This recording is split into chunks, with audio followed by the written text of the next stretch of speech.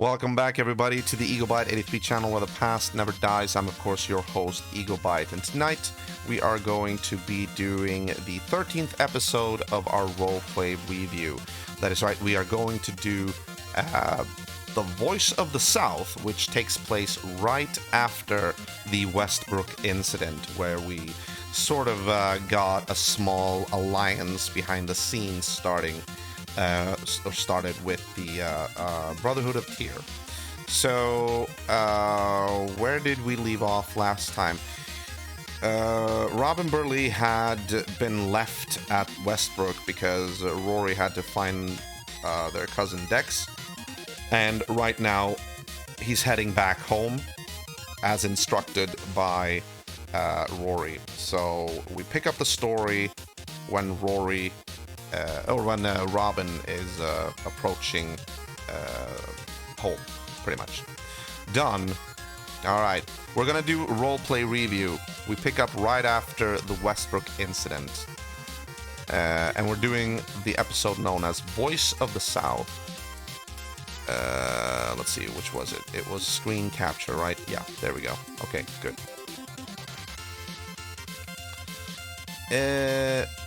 Scum VM display. Okay, let's go. Here we go, guys. Let's go. Yes. No, stop it. Why does that always happen? Like, speed. No, normal speed. Thank you. Jesus.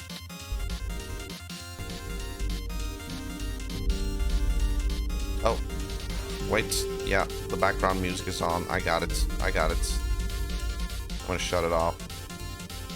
There we go.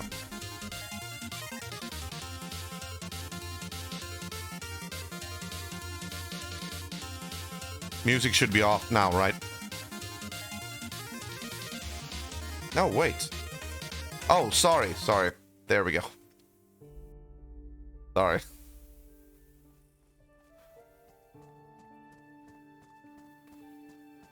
Thank you.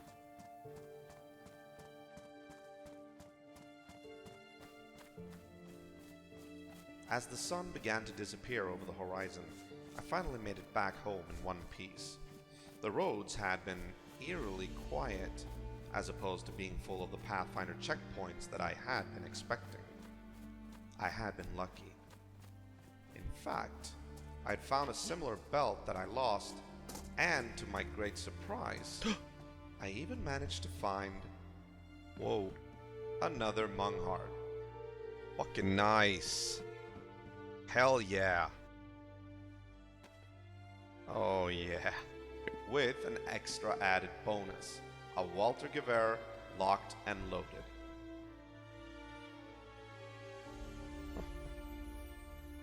Very nice. Oh, maybe I should turn up the volume a little bit. There we go. I figured the cosmic scale of fortune must have swung over to my end again, in order to maintain balance after having allowed my original gear to be stolen. So yeah, this takes place right after the Westbrook incident, when we talked to the Brotherhood of Tyr and tried to get them to join us to beat down the Pathfinders. Episode 13, The Voice of the South. Guess who that is? Or is gonna be? Oh, shit.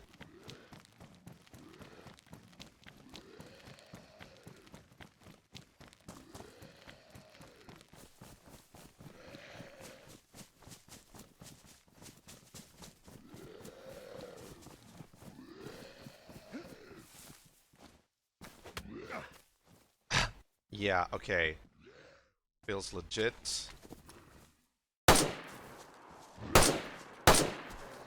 So much lag.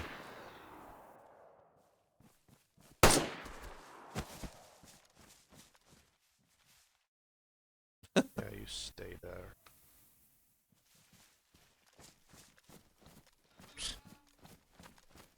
Fucking hell. And I'm out as well. Right. Before heading out to Westbrook, I had managed to secure Rory's new residence, and having given him the code before the firefight on the roof, I went over to his house to see if he had made himself at home at his new location.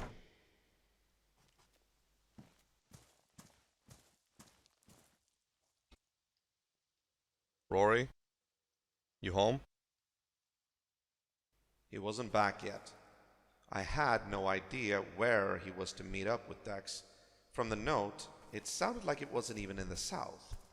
So I wasn't surprised that I had gotten back first. I could just go around, but okay. That night, I decided to enact my plan to spread the word.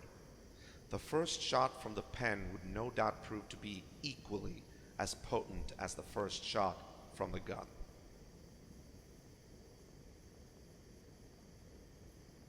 I needed something catchy.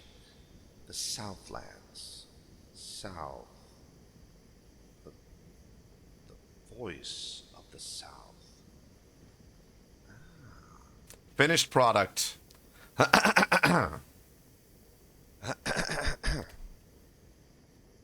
People of the South. I actually designed this. For too long the stag has stood over you, watching your every move and dipping into your pockets.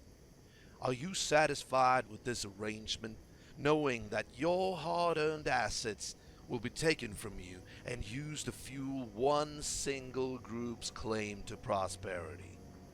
If enough people raise their voices, we have a chance to finally throw off the yoke of the oppressors. You are not alone anymore. There is a reckoning forming on the horizon. Many of the small groups have already decided that enough is enough. We now invite you to join your voice with theirs. For now, play along with the stag. Feed it well, as a good master does a pet. And then, wait for the signal. When the time comes, you will know. Alright, that sounds like a good first strike. Now I just had to remember that as soon as we posted this, the word would go out and the Pathfinders would know without a doubt that something was stirring. But that's what I wanted. Now that the Pathfinders had attacked B-Tier and tipped their hand, the whole secrecy agenda was less important to the movement. If we could keep them off balance and paranoid, there was a chance that they'd trip themselves up. Not to mention the added bonus of having people see that they weren't alone in the South anymore. I was actually a little bit nervous of posting that in the Discord, because they would actually know about it. Yo, guys, I gotta show you something. Hang on, I'll come down with it. I'll come down. Hold on. The next day, I was once again reunited with the known remnants of my family.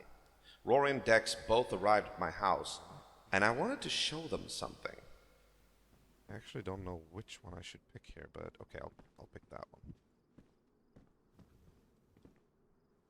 It's not a Christmas gift or anything, but, you know. Look what I have.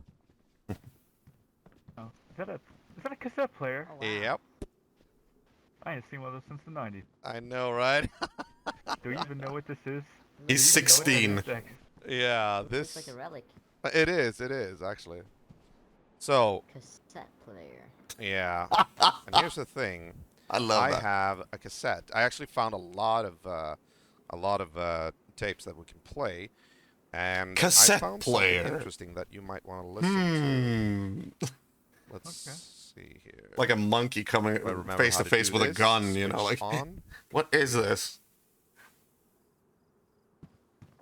Research ethics and clinical laboratory studies were approved by the Medical Research Advisory Committee of the Government of Papua New Guinea. All right, the doctor By the tapes. local research ethics committees of St. Mary's Hospital and the Institute of Neurology and National Hospital for Neurology and Neurosurgery in London. From what I can tell, this is a study of what led to the Critical and infection. operational aspects was the full Hey, D-Mac! Welcome, man. How are you? field base, the details of any person. We listened to the tape detailing the doctor's very clinical documentation regarding first occurrences, forensic reports, and pathology studies pertaining to what the medical corps of the old world had designated Kuru. I'm good. I'm good. Apparently, what we were facing today was a developed form of the original brain prion disease, also known as Kuru, with added biological abnormalities occurring at an exponential rate. One of these being cognitive degeneration, which explained why nothing of the person itself survives. The brain literally decomposes inside the skull, whereas the metabolical need for sustenance continues. The fieldwork involved endonucleus digestion of PCR embryons. I could tell that all of this was a lot to take in for the 16-year-old, but he listened with surprising patience, maybe indulging the old guard their need for their vaunted reasons, when all he wanted to do was to find a life worth living. Rory, however, listened with great interest. Though I could see on his face that the technical terms confused him to no end, he knew, as much as I did, that whatever was said here would pertain directly to Mom and Dad and the rest of our family if they had succumbed to this nightmarish condition. You know, I'm gonna say that was like 90% Chinese to me. Yeah, that was just a lot of technobabble. Pretty much what I got out of it is that the infection is called Kuru, or was called Kuru at any rate. There's one more thing, young one, that you need to Oh yeah. hear.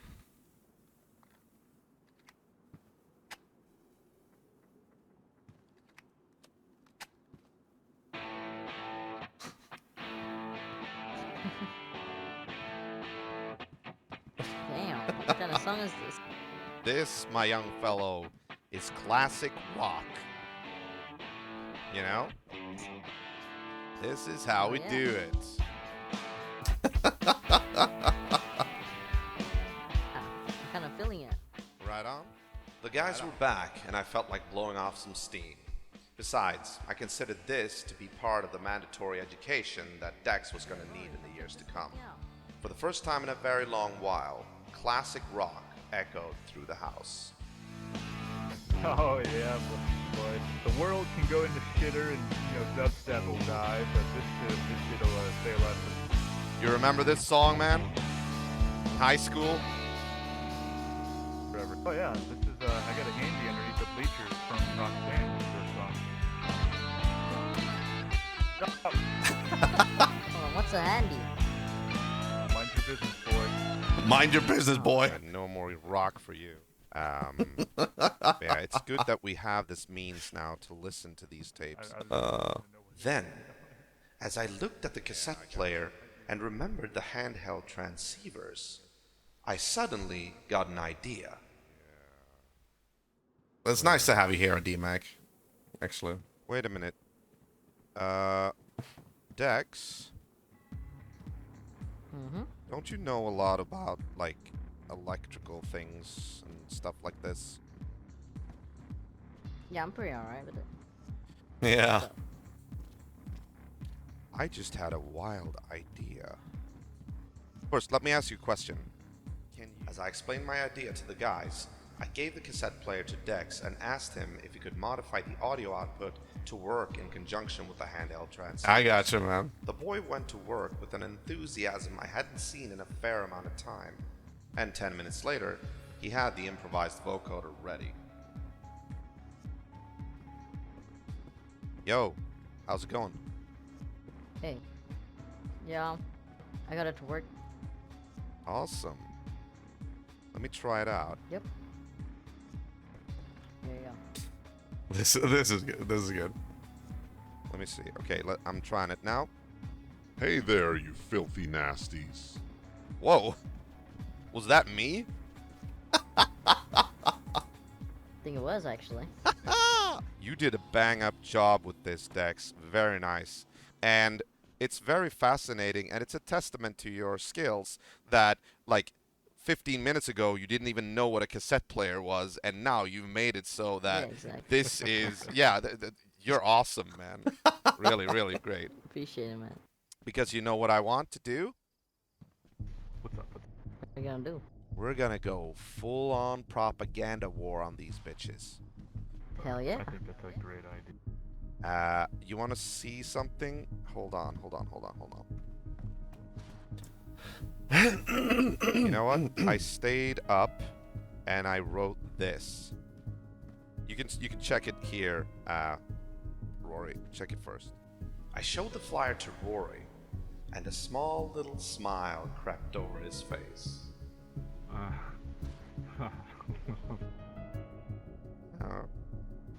This is gonna make some certain folk real angry.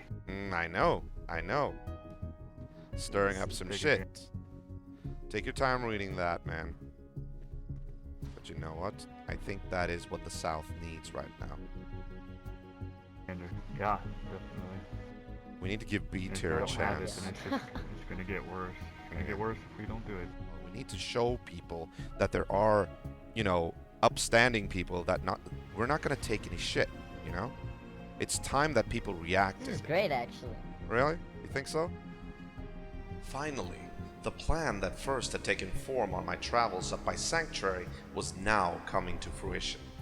With B tier temporarily scattered, the plan was to continue the work on our own. We would put up posters that clearly announced our discontent with the current situation in the South and calling for others to join the movement. However, this was just the first step. Using Dex's technical skills and adopting an appropriate alias, I would broadcast our disdain for the Pathfinders to anyone who would listen. The fight was in full swing, and even though it was a passive propaganda war for my part, I wanted to make sure that the voice of the South was heard. I'm getting so nostalgic. Oh my god, it tastes like so bitter. Fucking lightweight. Hey, Oh we my sure god. this is Jimmy Jack's boy? Yeah, he ain't Jimmy Jack's boy. Oh my god. You are The mailman such... must have been paying That's special terrible. attention to your mother. Oh, Lord. Terrible. You ain't got the burly jeans. Waste. We need to find a field transceiver. So I'm proposing we go to Paris Island. Remember, Rory? I think, who was it? Corey who told us to go there? Yeah, Corey. So I think we should do our utmost to find a strong radio transceiver. Alright. I got my military gear already. Right on. Oh yeah, you got some military gear when you were away. Yeah, I got a little bit. That's good. Wait a minute. Is that Dad's old bush hunter jacket? Ah, get a good eye. Yeah, well, I have two. Oh! Oh, okay. Admit it, that was a good burn. Yeah, I know. I can be a real prick sometimes. As we headed out on our next journey, Rory told me something interesting. Oh yeah, yesterday me and Koala came across the Pathfinder's frequency on the radio. What? They were talking about, I think they were using code words maybe. They said that the old man wants this, the old man. Okay, let me just reiterate that the Pathfinders were our initial enemies. Like, they were trying to suppress the South. And when we were new to survivalists, we kind of made them our target because our story was that, we returned to our homestead, and now the Pathfinders were trying to be the law of the land, and not even the law, but just extort people for money. And that is why we're trying to gather a resistance to fight them. So yeah. Wants someone named Lily dead. The old man wants to evict What? some people from a castle. Wait, Lily? Yeah. I don't know the name. Be safe, Lily. Be safe. Yeah, you too. And be careful. Mind yourself around the alcohol, okay? Oh yeah, I always do. Someone that we She was such I a... met her. I escorted Yeah. her to the writer's base. She was so I strange. think she is sort of... I think she's actually the girlfriend of the leader of the writers. Oh fuck, that one guy. What is it? I heard of his name. Hank. Yeah, Hank. Hank. Yeah, we just speculated that. That was not confirmed or anything. So I don't know. Maybe I shouldn't have name dropped that, but I sort of put two and two together because they were apparently kind of close. But yeah, that was never confirmed or anything. Yeah. Oh, let's get walking. We got a walker coming up on me. Do you know what Yeah, this means, though? Interesting news. If they want her dead, for what? Did they say anything about why? They said the old man didn't trust her. The old There man. seemed to be some contention between them as to how they were going to do it, but they said that the old man didn't trust her, and another guy was like, well, we're going to have to put a bullet in your head. Fucking Pathfinders. But I wasn't worried. Lily was with the Riders, after all, and judging from what I'd heard, going after her would be akin to existential suicide, as the Riders would be out for blood. And if we could disrupt their operations down here, some heat might bleed off of Lily and onto us. We'd just better be damned sure to cover our tracks well enough to actually survive it. Do it.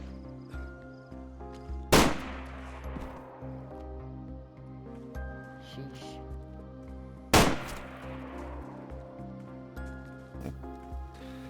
Come on, boys. Let's hit the road.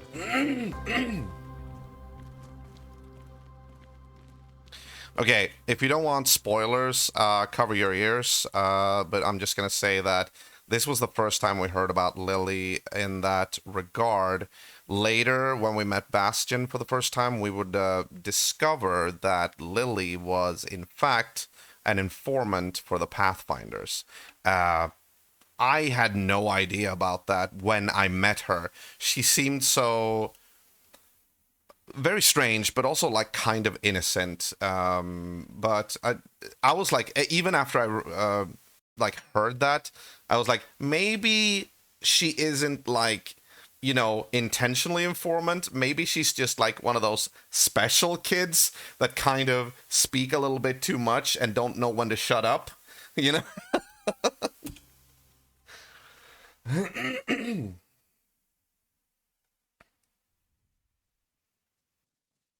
As we journeyed across the Midland Waste region of the Southlands, from Starter Island past Cushville through Milo and Georgetown, we decided to make camp in a house before the incursion of Paris Island. Before getting some sleep, I wanted to get the voice of the South off the ground. Oh, I'm just going to say it right now. I hate the fact that I can hear myself breathing in the mic. That is why I got this podcasting mic, because this is much better in that regard with this cover here and all that.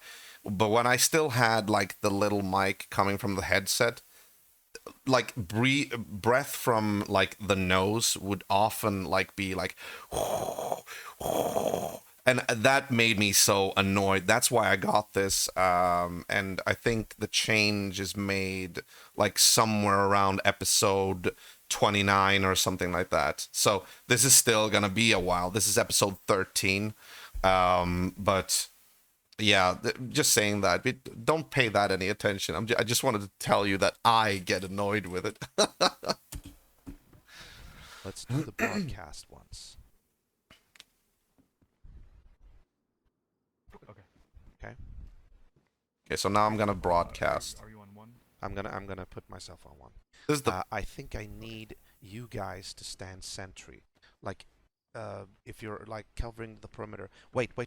Before you do that, you should probably also switch on your radio so you know when it's done. So when it's time to come back here, you come back here, okay?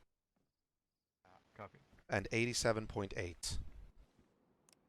the first I took time. out the transceiver, which had been modified with circuitry from the cassette player, activated the voice modulation, took a deep breath, and began to speak. Yeah.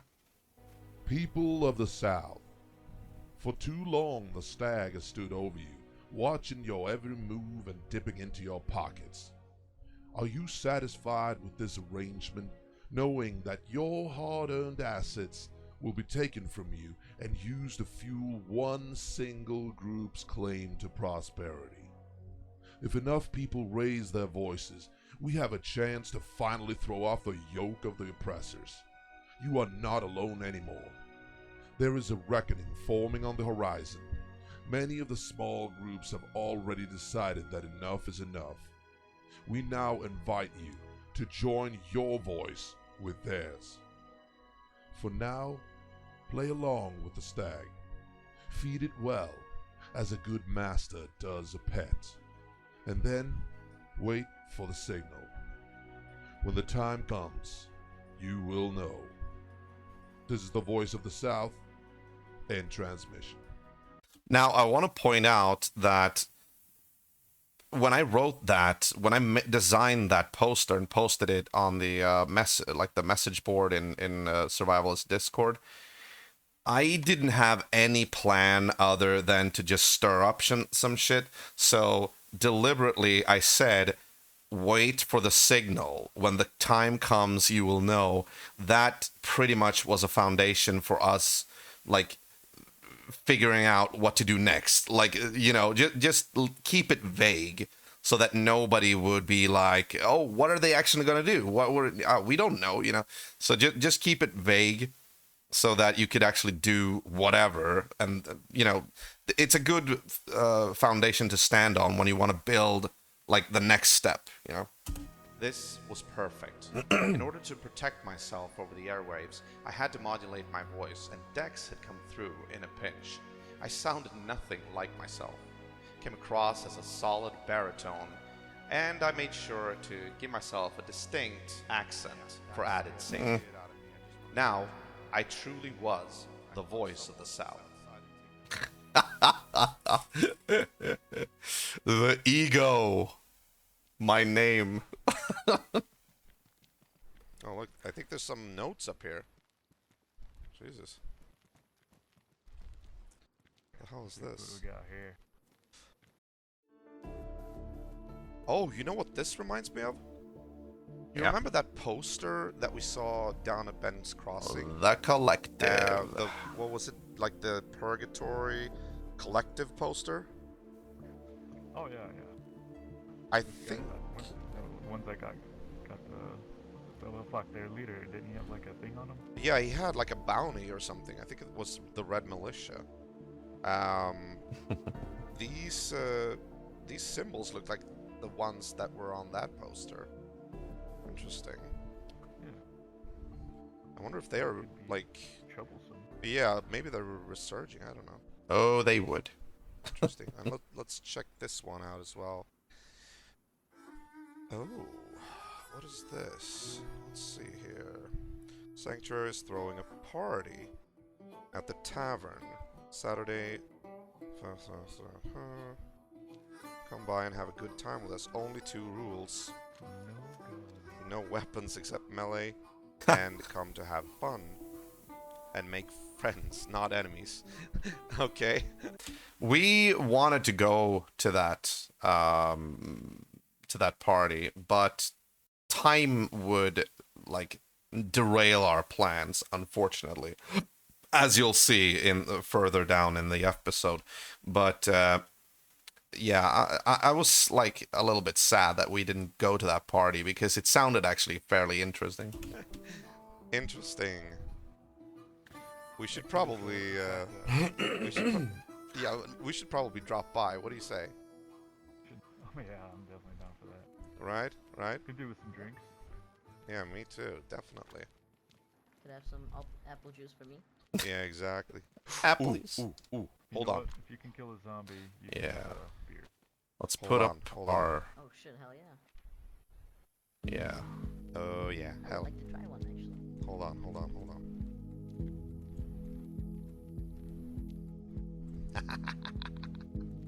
Voice of the South is up. Oh. Alright. Let's go, boys. Time to move. Before somebody catches us here. Good old days.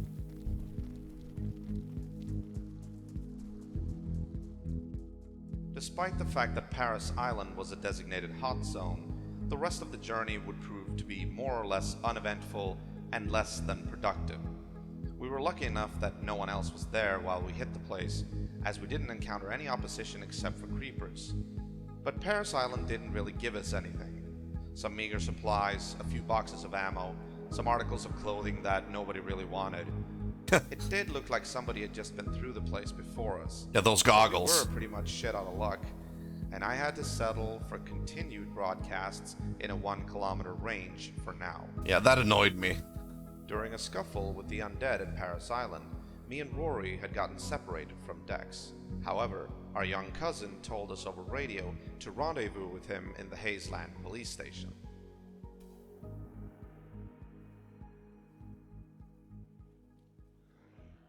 Oh, where did you end up? Um, You got chased by zombies or something? We lost contact with you. yeah. We saw the backpack.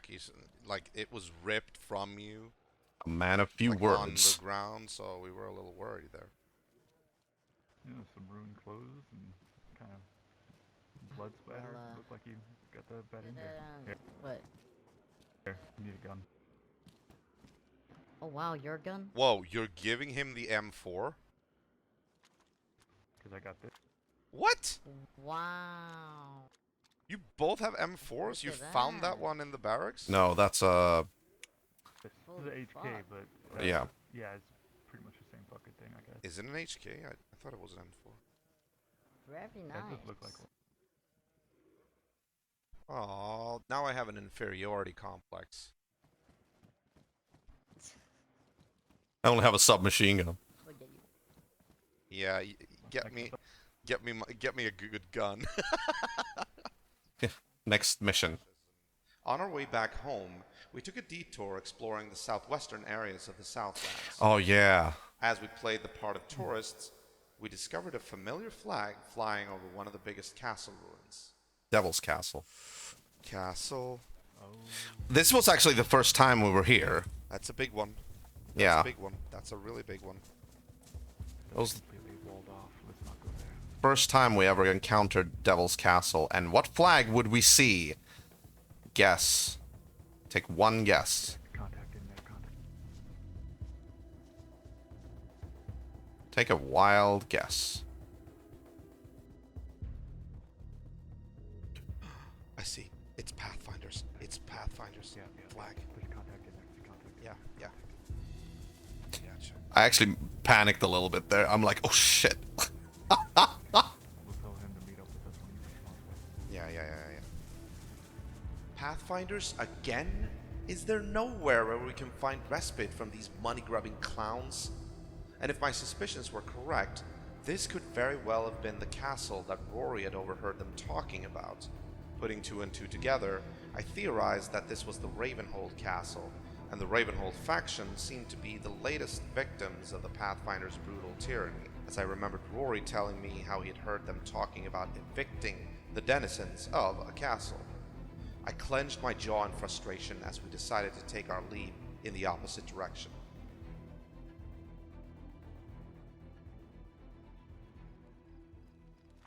Oh. So Pathfinders Where's are now Dex? based in 2 locations. Yep. This was actually when the Pathfinders, right around the time when they split up into 2 groups. But we'll get to that. Cushville and that castle. Interesting. Alright. That might make it a little bit trickier. They got a chokehold on the whole passage south from the east side. Yeah. We still don't have Well, enough let's wait. people. What? Go wait for Cole. I told him to meet us at Milo. I'm gonna tell him to go past it and hit the road. I find it so amusing that Medi always have to, like, still call him Koala.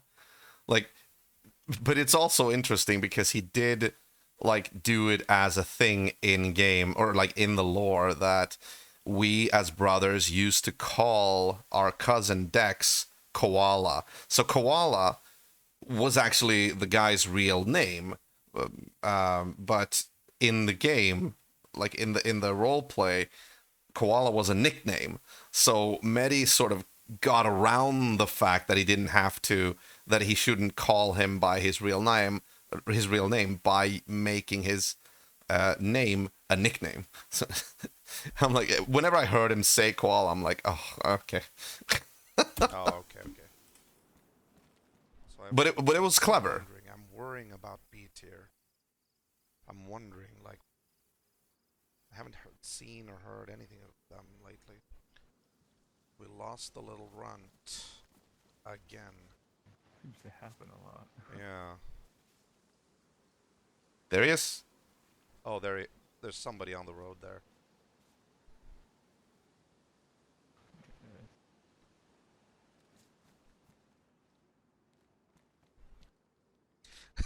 You look hilarious when you come running with those short pants. Honestly, those pants are so ugly. Like, no. I'm sorry, but that's like, no. Dude, I got attacked by one of those military Z's, man. Fucking insane. Yeah, they're annoying as all hell. They don't go down easily either. I don't want to be bearing bad news, but it's about to turn nighttime. And there you have the reason for why we didn't go to the party. It was also a little bit difficult to maintain coherency across, like, our group, because I live in Sweden, Medi lives in the Americas, United States, and Koala lives in Thailand. So there was always, like, a situation where one of us, like, had to go to sleep, you know? We still got some ground. Yeah, let's get as far as we can. Alright. On account of fatigue brought on by the day's escapades, we eventually decided against going to Sanctuary to attend the party. Yep. However, before I went to bed, I once again clicked on the modified transceiver. Yeah, this episode, like I said, it's very short. It's one of the shorter episodes, so we're almost done with the episode. It's just the transmission, I think. And this episode specifically does not include any guest appearances. Had to go in my head for quite a few. Okay, no worries, D-Mac. So yeah, this specific episode doesn't actually have any guest appearances other than Medi and Koala, but we would.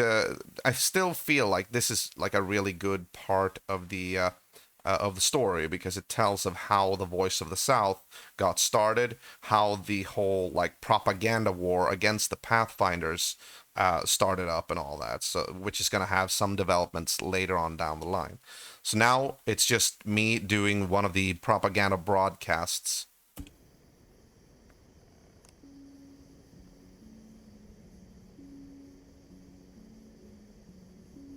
Many of you have asked, what is the Voice of the South? Actually, nobody has asked that. But you know what? You have to take some creative liberties when you broadcast propaganda. Get it to seem to be like larger than it is. You know, that's why I put in the flyer. I also put, many have joined us. Well, we only had reached out to B tier so far, so it's like not that many, but still, like, make it seem like larger so that people understand that, okay, we can actually add our voices to this group, you know? Who are you? Why are you here? And why do you raise your voice? I am here now to tell you. The Voice of the South is not a faction, nor is it a group. It is simply a code word for something larger, something that binds us together. The will to throw off the jackboot heel that is crushing your throat. The stag has been at it for long now. So long that most of us don't even remember a time when we were free. I bid you all now. I know, right? To think back. Back in the days of civilization, order stood for laws and justice. But these were not above reproach. The little man always had someone to speak for. The magical carousel of due process was there to protect against unjust punishment and abuse of the system. I'm really impressed. Like, I'm sorry, I get a little like self, you know, like pride, I guess you could call it, but like how I actually managed to alter my voice in that regard. Yeah, self-righteous. Yeah, I know, something like that. Self-satisfied, I guess. Just the fact that I managed to alter my voice. Of course, it was like it was actually an edited sound file, and that is why I also have music. That was broadcast across the airwaves. But it is something that I just used my sound pad for and just activated while I had the transceiver on. Now, as some of you might have noticed, the transceiver in this scene is actually not activated. If it was activated, it would say turn off down there. But I realized that afterwards, so I actually broadcast this whole message again. But this scene was the only one that I actually got on camera. So this pretty much made a good representation of the message that got out afterwards anyway. So it doesn't matter. This for all intents and purposes could have been like what it looked like. As civilization fell and mankind began to prey upon one another, laws and the order of the old world evaporated into thin air like that first whiff of a newly picked flower. During the madness that ensued, people had nowhere to turn. They were forced to give, to hand over, to starve, in exchange for a few more minutes of agonizing life. Bandits roamed, took, pillaged, and massacred. Oh, sweet people of the South, I'm sure you remember. The days of chaos were long and filled with despair. I was trying to go for like, you know, the kind of time, like a little bit of Three Dog from Fallout 3. Like, because I think he has like a South accent, you know, when he's a little bit at least, or maybe it's, I don't know. But just be a little bit like that. I like, oh, people have mercy, you know, like. Then came the reminder that decent people did indeed exist. Some charismatic and driven people began to sift through the debris of civilization and try to patch up whatever they could find of the old world. Settlements began to spring up, places like Sanctuary and Duskar, places where you'd be met with respect and judged by your actions, not on how much food you had on you. Now the stag saw this. The Pathfinders. And took something of both worlds. Under the illusion of helping others, the stag closed its blood-stained hands around the Southlands, and it began to squeeze. Oh Lord, did it squeeze. Citizens living in the South would suddenly be paid visits by the stag. They would be told that they needed to pay their tribute.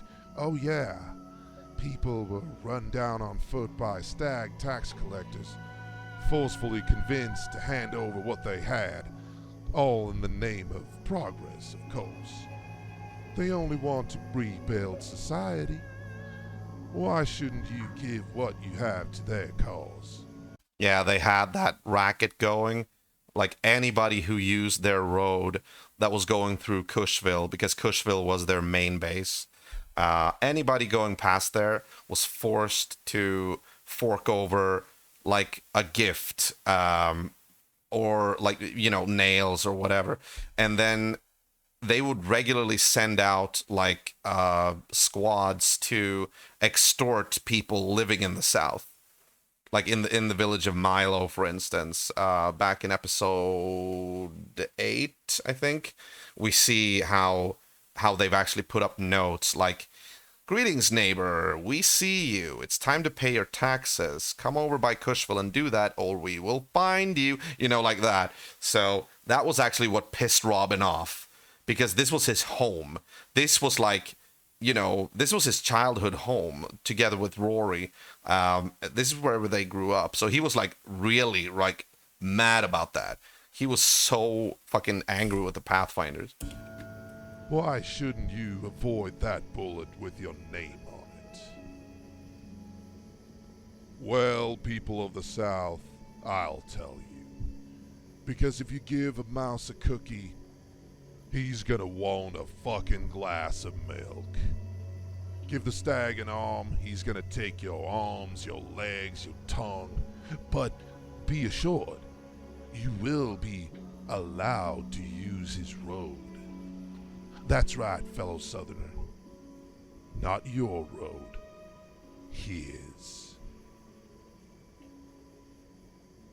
End transmission. So regularly, I would do this. Like I would broadcast some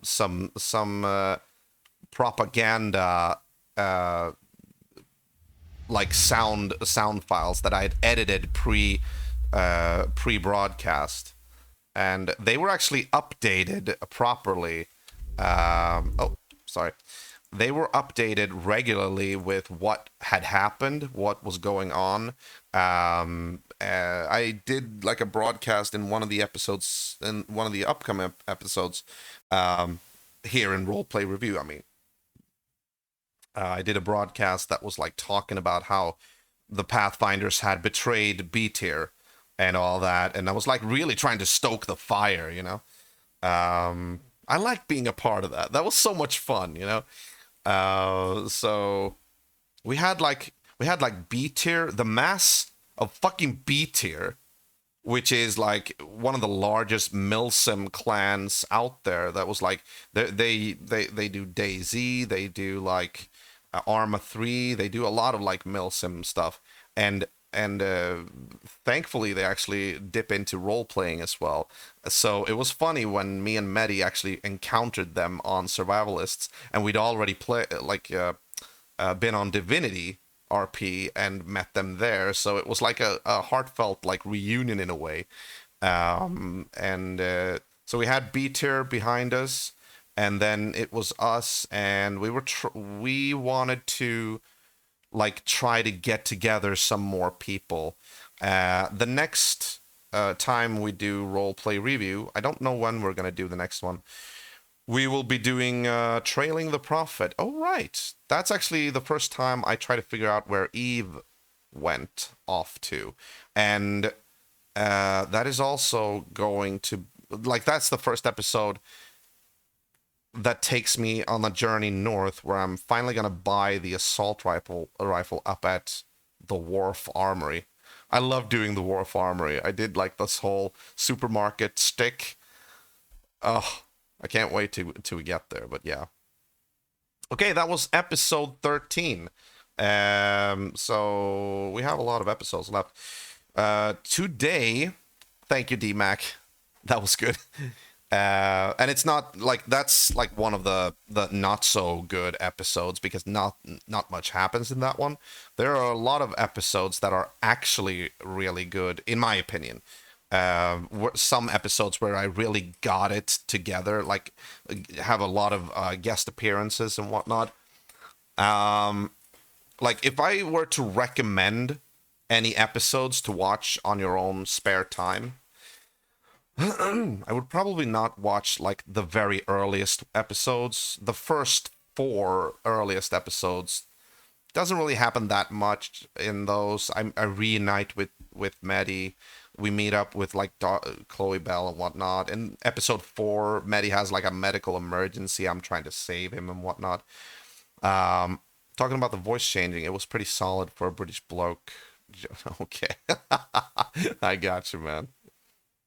The first episode where things start happening is the 5th episode, Pathfinder. It's aptly named, by the way. That's the first time we actually meet up with them.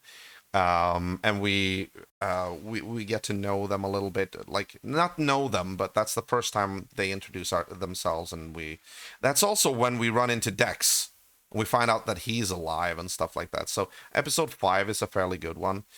Episode 6 and episode 7 are 2-parters. They are escort duty stuff. We do meet up with a lot of people. In fact, I don't think we've ever, or at least I have ever ran with that many people ever, like before or since. Episode 6 and episode 7, we meet a lot of people, and we have like this whole massive group that we're like traveling with, and that is actually the first time we meet Eve as well, and we escort her back and forth between her places because she's moving and stuff like that, and it was a lot of fun, but I had to split it up into 2 parts. Episode 8, The Lonely Road, is when we discover the true nature of the Pathfinders for the very first time. Some things happen in that one, so that is worth a watch. Sanctuary, episode 9, is when I get to Sanctuary for the first time. I spend a lot of time in Sanctuary just talking to people, so if you're into that, you can definitely watch that one.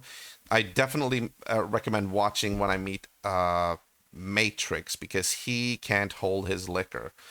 It's actually a fun twist on it. We do, like, he pukes so much that one guy, Tex, he like literally tells him to, now I think you're gonna have to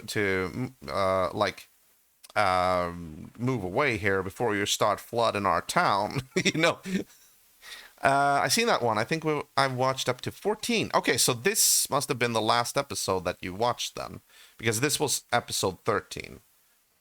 For anybody else watching this, let me just continue with the descriptions of the episodes, because it could be useful for anybody else as well. Episode 10, Lily, is a short one, but it actually has me doing that escort with Lily. It's a fun one to watch because Lily is a little bit strange, but yeah, it's a short one. It's doable. Episode 11, Closed Until Further Notice, is again not that eventful. I meet Dobby for the first time when he was with Sanctuary, and I joke around a little bit that he and Skip Tracer like maybe might be an item, you know, like, but it's just a small joke in that one. Also get to Duscar for the very first time, I think, and that was when it was the old Duscar. So yeah, could be interesting. Not that interesting, but you know, a curious thing if you want to. Then we get to episode 12, The Westbrook Incident. Now, episode 12, The Westbrook Incident, is an episode that I am massively proud of. If I were to rank my episodes, I would probably put episode 12, Westbrook Incident, at the top, because so much happens in that one. There's like this massive like intrigue. I meet Corey for the first time. We go to Westbrook to try to find B tier, and then we find B tier, and then the Pathfinders come across us, and like we try to get away from that area, and we're trying to like, oh my god, how are we gonna spill the beans to B tier? They need to know that they're making a deal with the devil and all that. It's a lot of drama going on in that one, and I was really proud of how that one turned out. So Westbrook Incident is one of the top episodes in my opinion. Episode 13, which we just saw here, was The Voice of the South. Not much happens in this one, but it's a good like filler episode. And especially, I do like when we're at home just talking about like how to initiate the propaganda war and such.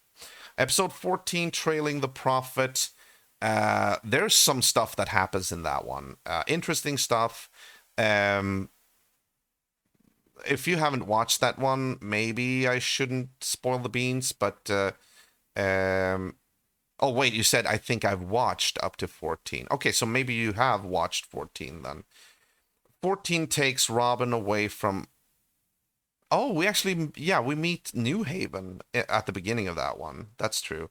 So, and then Robin goes on a search for Eve, comes to Sanctuary, meets up with some people there, stuff happens, and then he actually finds Eve at the end of that journey. So it's interesting to watch and listen a little bit to Eve about what happened with her and how she might have gotten into trouble with the Pathfinders and whatnot. So that's actually the next episode we are going to watch whenever that happens. Episode 15, Northern Wolves and Southern Stags, details the journey to the Wharf Armory and like my shopping, the shop that we do there. I just checked my tube. I've watched up to 11. Oh, okay. Oh, then the Westbrook incident is the next episode. If you like drama and intrigue, watch that one. And but I will also say it's a long one. So be prepared for if you have only watch it if you have time to kill, you know. It's a longer one. I think it's like 1 hour and 18 minutes or something. No, wait, 1 hour and 10 minutes maybe, something like that. 16, Rolling with an Arbiter. Oh yeah. Oh yeah. Episode 16, Rolling with an Arbiter. Now I gotta tell you, Alex Woods is the star in that episode. Just gonna, enough said. But it's fun to actually watch that episode. And, oh yes, it's probably one of the funniest episodes I've ever made because Alex Woods and Dex, their little banter, yeah, okay, enough said. I watched stuff at work, I got 12 hours to kill. Okay, well, there you go. Episode 17, RCFI, me and Rory, and Dex, I don't remember. We make our first trip to RCFI, and we get some revelations. Also, in episode 17, I get robbed by the Arbiters. Yeah, that happens. But that's the only time I've ever like had a hostile encounter with the Arbiters. And oh yeah, we meet Matrix again. Actually, it was not like a huge deal. The Arbiters were like courteous to a point. Like they were like, yeah, okay, so you know the drill. Just let's see what you got here. You know, like there was no like, you know, like animosity or anything like that. Yeah, okay, so listen, buddy, we are going to go that way. You're gonna go that way, and when you reach the bus, you can like, you know, open up your like tear the bonds or whatever, you know. Yeah, we are. It's very passive to be robbed by an Arbiter. Yeah. And I don't think they took that much. They took like 2 mines I had on me. I think they took 1 assault rifle. Thankfully, though, the assault rifle that I had bought up at the wharf, they didn't get. Okay, but I'm getting ahead of myself here. Episode 18, A New Threat. That is when we get news about the mutant threat. That is when we first hear about the mutants. So, enough said about that.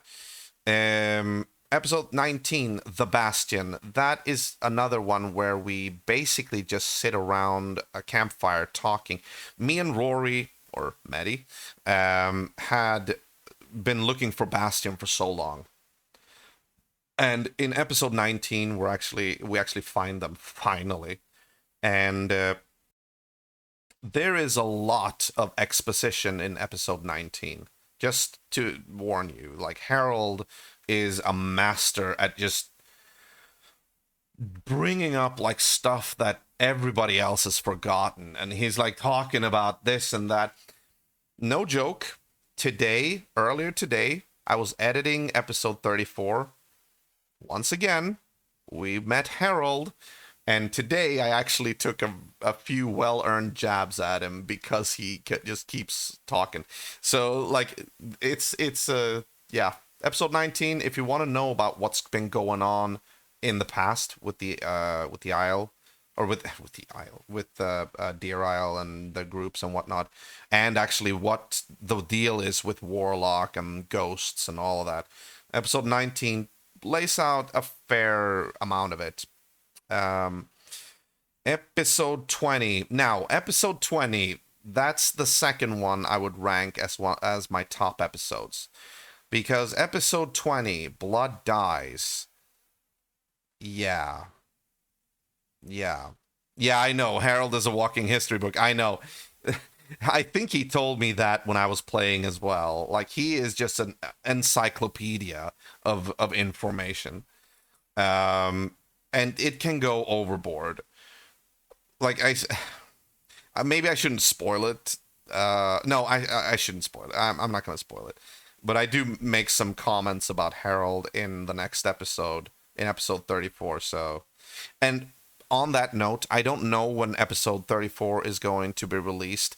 It will probably take longer this time. Usually it's about a month in between releases, but this time I suspect it's going to take longer because I have a lot of stuff that I want to get into it because I kind of feel that that's going to be the final episode. It's pretty much that much content I have left. So I want to make it as good, as perfect as I can. So it's going to take a little bit of time to get that done. But yeah. Episode 20, like I said, that is a huge mile marker in the Burley history. Because episode 20 is when we relocate. We relocate from the homestead to where Burleyville would be founded eventually. But it's something else happened. Episode 20 is the most tragic and sad episode that I've created for Blood Ties. So if you want an emotional experience, episode 20 is a good bet, or a good choice. Episode 21, Welcome to the Neighborhood. Not eventful at all. It's pretty much we get acquainted with where we live and New Duskar up on the hill. So episode 21 is pretty much a filler episode. Oh, we meet the Arbiters again. Alex Woods, I think. Episode 22, Jamestown. It says itself. We make a journey to Jamestown. The first time we actually went to Jamestown. And we were expecting that Bastion was still going to be there, but no, they've changed flag apparently. So we were a little bit cautious about that. But yeah, that's when we travel down there. Episode 23, The Banana Man. That is the second, another episode that is really funny. Because Banana Man, we meet up with Harold again and some of Lamplight, and we try to have like a clandestine meeting, like a secret meeting behind a house. And the Banana Man, which is actually Jones of the Highwaymen, the leader of the Highwaymen, he tries to interrupt us constantly. Like he's dressed in a yellow NBC gear, and just acts like a complete goofball. It's a funny episode. Lots of exposition as any episode with Harold, of course.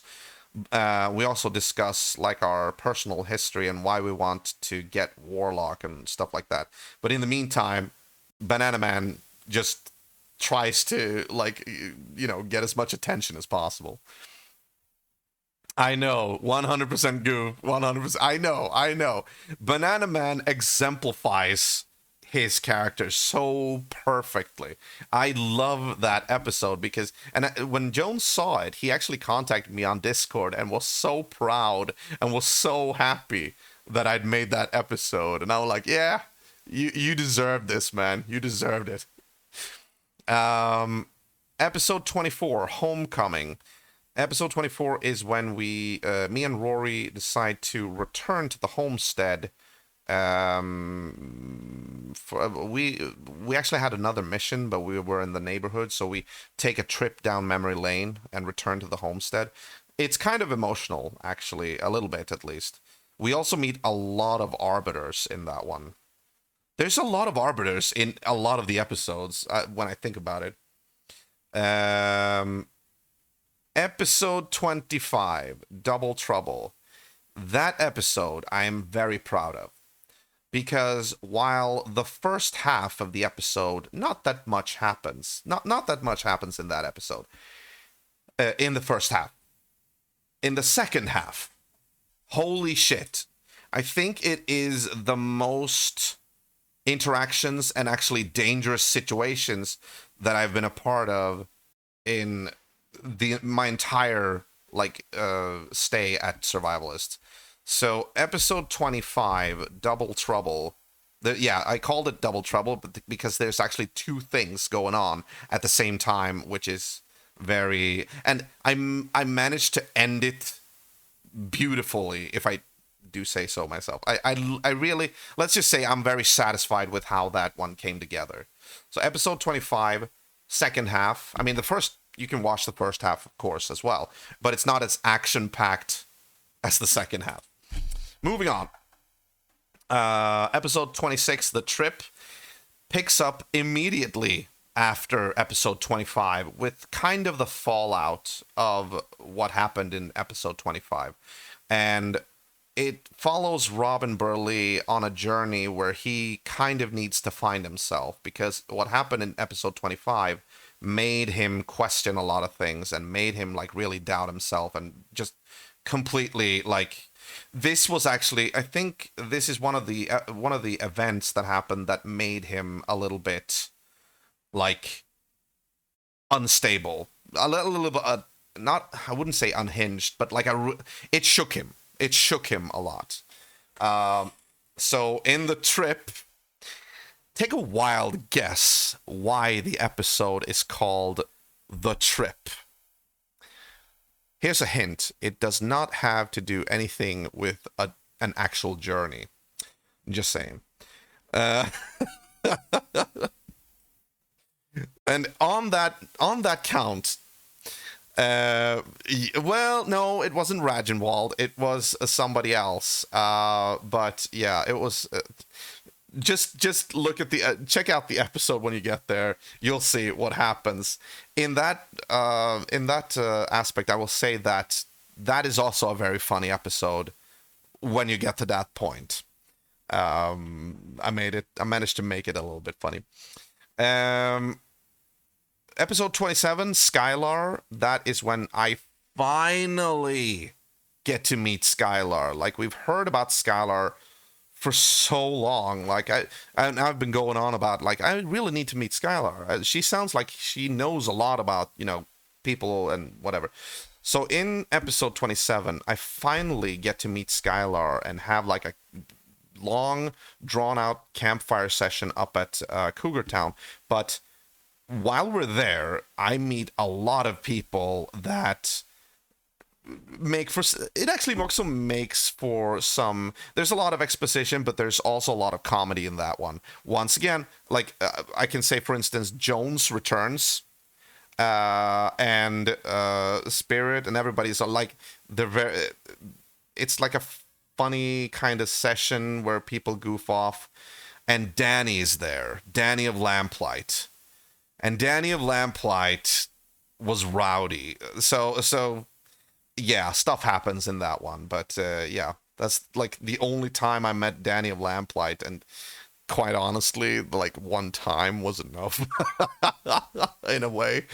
Nah, he was okay, but his character, I don't know, Robin doesn't really like people that are too rowdy, usually. Although he did actually get along with Alex Woods a little bit. No, kind of. Yeah.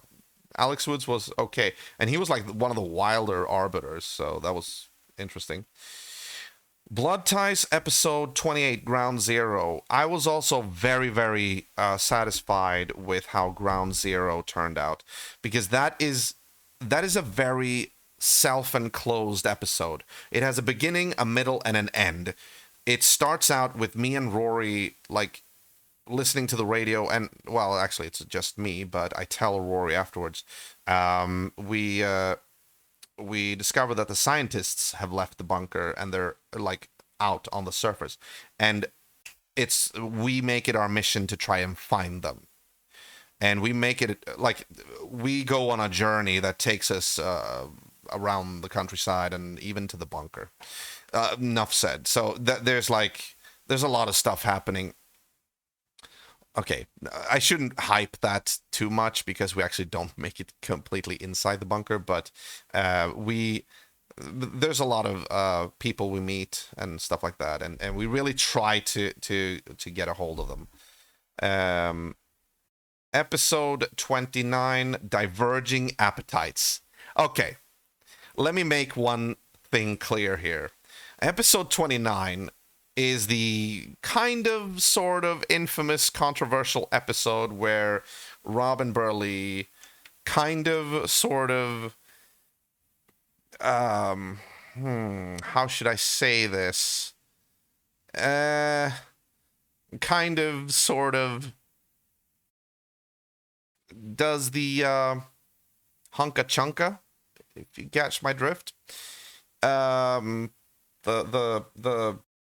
Yeah. So, and this, however, was done all by editing. So there was never, ever, and I actually state that in the episode as well, there was never any ERP in, like, we never did any ERP. What I did was, in the editing, I made sure to suggest. There's like really on the nose suggestive editings, just so you know. But yeah, in the story, that's pretty much where he has well, I mean, intercourse. Yeah, whatever. Moving on. But yeah, like I said, that never happened on the server.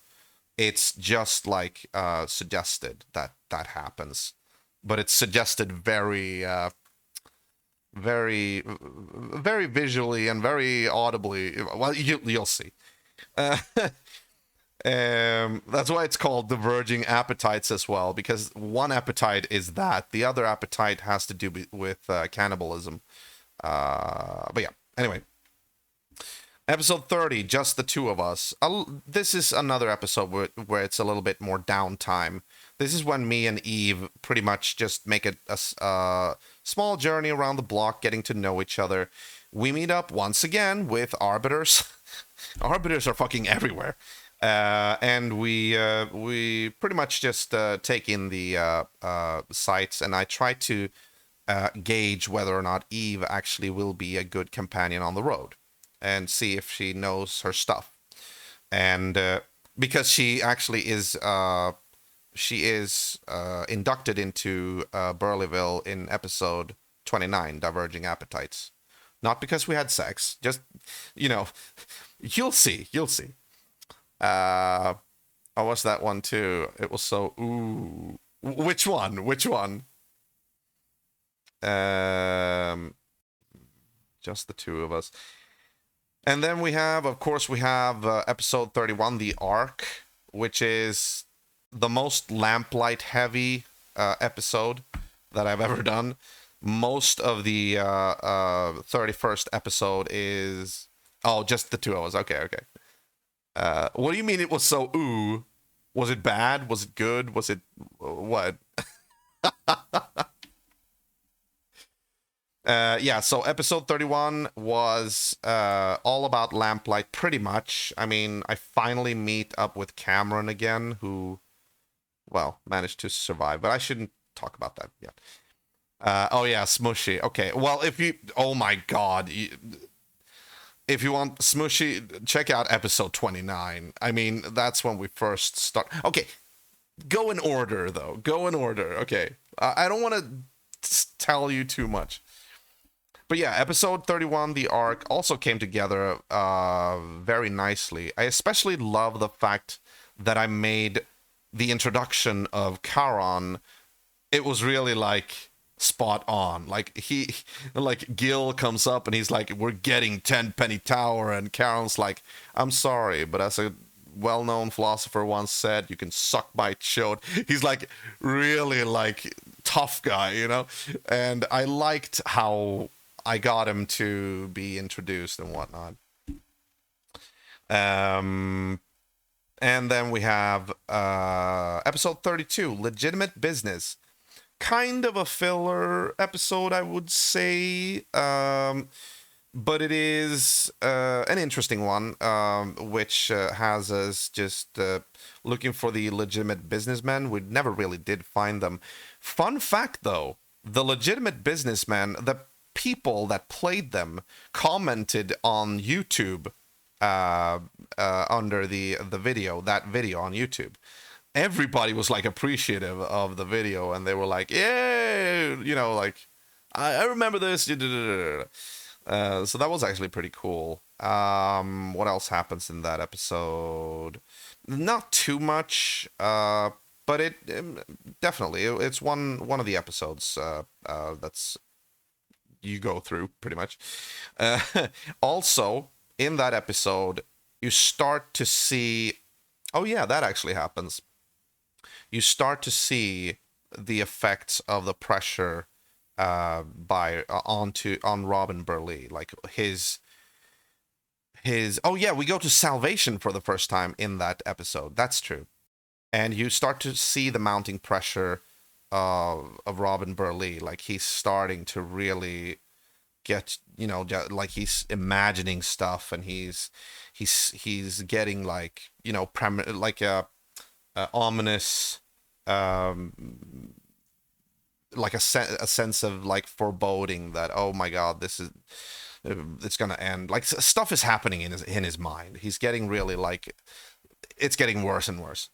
And then we actually get to the latest episode 33, Mounting Pressure. It's actually called Mounting Pressure, where we see yet again how this poor man is like starting to lose it. We go to, for the second time, to Salvation, talk to Glenn, and when we come back, there is a guy waiting for us in the wings. Somebody ambushes us. No, particularly they ambush Eve and Rory, and poor Robin is left to give in to the demands of a certain character played by a certain individual.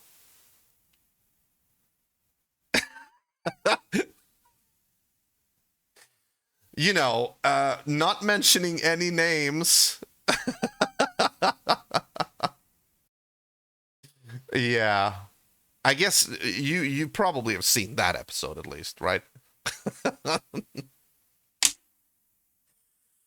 Oh, it was good times. It was good times. Absolutely, yeah.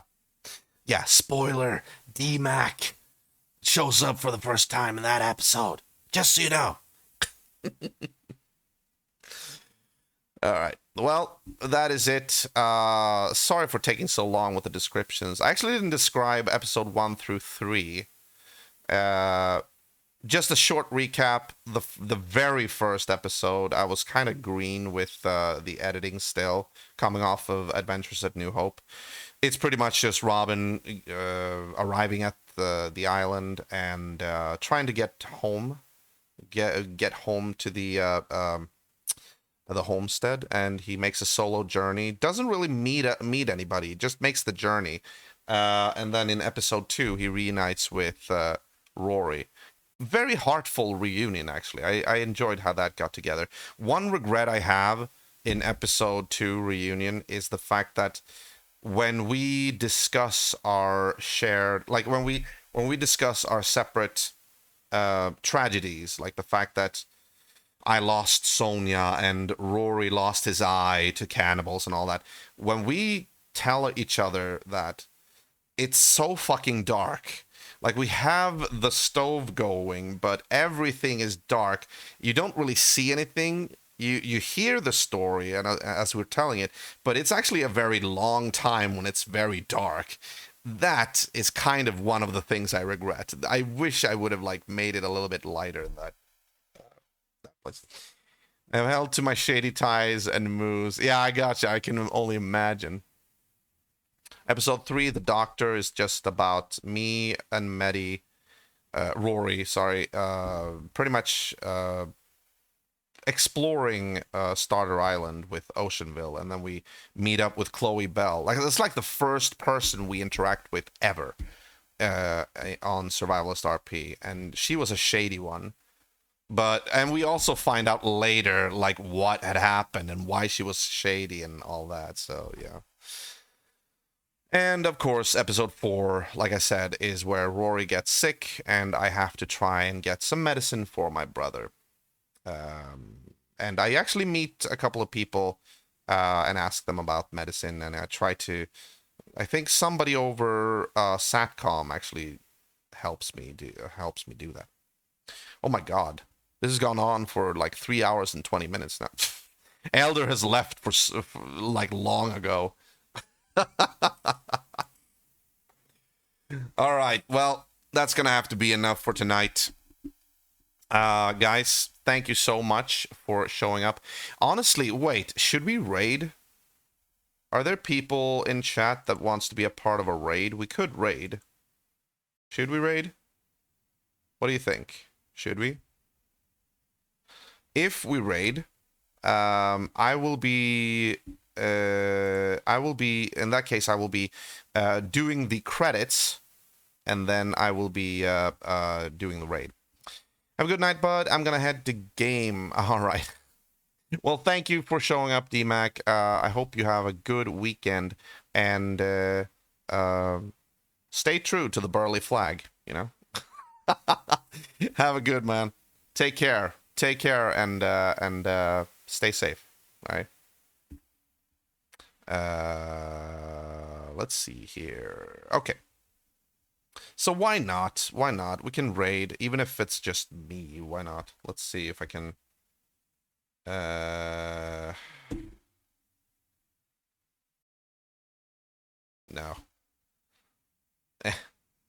I don't feel like it.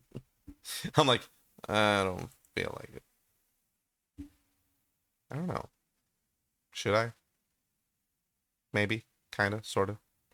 I'm a little bit tired. But yeah, okay, sure. The only problem is, like, when you raid... I feel guilty if I raid and then I like immediately leave because I'm so tired. But yeah. Elder, are you still there? Are you still there, Elder? Oh, maybe we can do that one.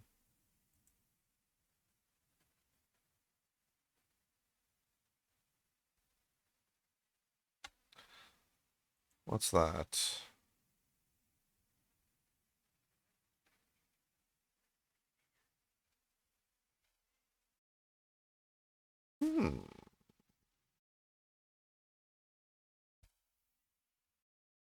Okay, she actually...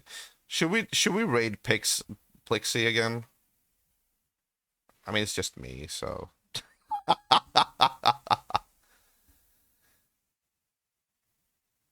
We could do that, actually. Why not? Just send everybody over to Plixie. If we have... all right. So, guys, here's what we're gonna do. We're gonna raid Plixie once again, just to make her day brighter with one extra viewer or something.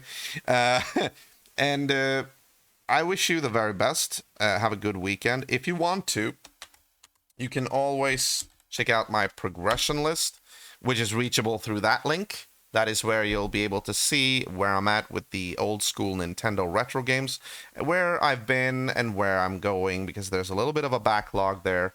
And if you want to, you can check out my Discord, which is reachable through that link. And that is where you'll always get the latest news and updates regarding my channel, because that happens to be the official Discord of this stream channel. So check it out if you want to. One pointer, though, it is recommended that you connect your Twitch account with your Discord account in order to get the proper roles. And you do that by managing integrations in the Discord settings. But yeah, so I will be raiding after the credits have rolled, and hope you have a good night. Stay safe. Remember to mind social distance, and always keep the retro legacy alive. This is EagleBite83 wishing you the best. Take care. Goodbye. And oh shit. Oh, I didn't have the background music on. Okay, now I get it. Why did I switch that off? That's weird. Here's some music. Okay, that's way too late, but never mind, never mind. Yeah, so let's just go ahead and remember to mind social distance and always keep the retro legacy alive. Take care, guys. Have a good one. Nighty night.